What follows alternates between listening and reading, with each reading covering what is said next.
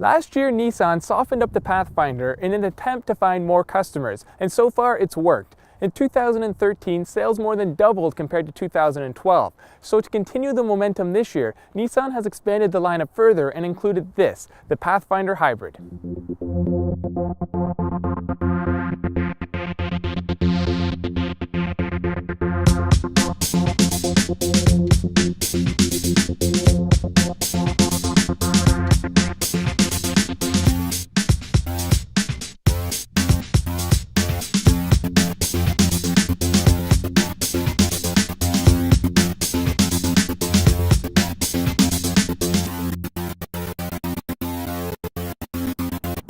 Under the hood, the regular Pathfinder's V6 has been replaced by a 2.5-liter supercharged 4-cylinder engine that makes 230 horsepower and 243 pound-feet of torque.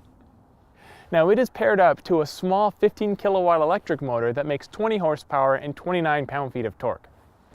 This allows for a total output of 250 horsepower and 243 pound-feet of torque, or roughly the same amount as the V6 Pathfinder. Like all Pathfinders, the only transmission choice available is the continuous variable unit equipped with a standard transmission cooler.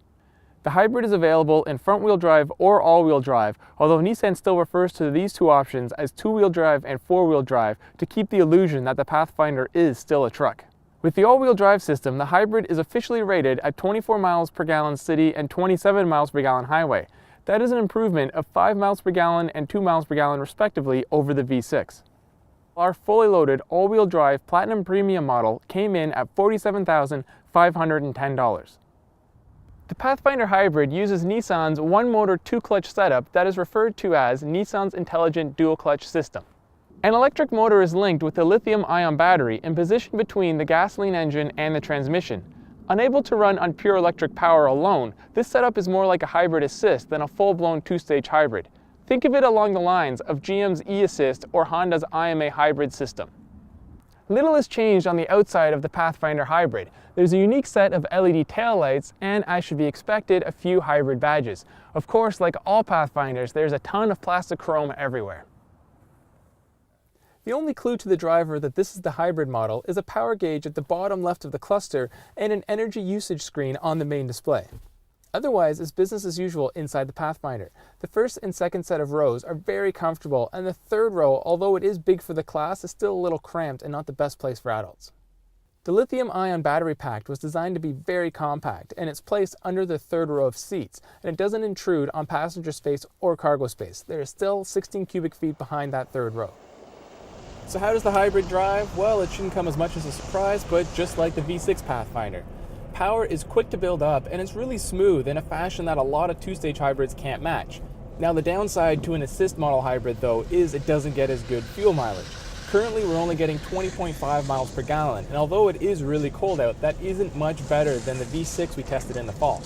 Speaking of cold, the Pathfinder has been able to handle this deep freeze exceptionally well. It's started up, it's never hesitated, and never had any issue, except for one. A check engine light did come on, but almost every car will do that when it gets this cold out.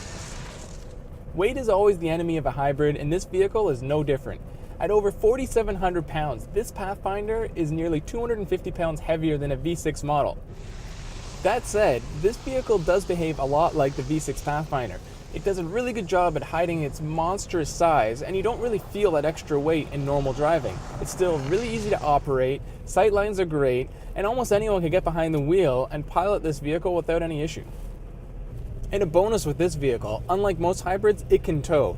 True, the rating has been lowered by 1,500 pounds to 3,500 pounds, but that's still more than enough to tow a small boat or a set of snowmobiles.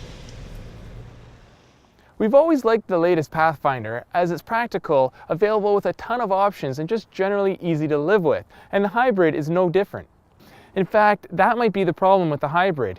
It's very similar to the V6, and yes, it gets slightly better fuel economy, but it's also more expensive and has a more complex drivetrain to worry about. Unless you're going to do a ton of city driving, it's probably best just to stick with the V6 Pathfinder.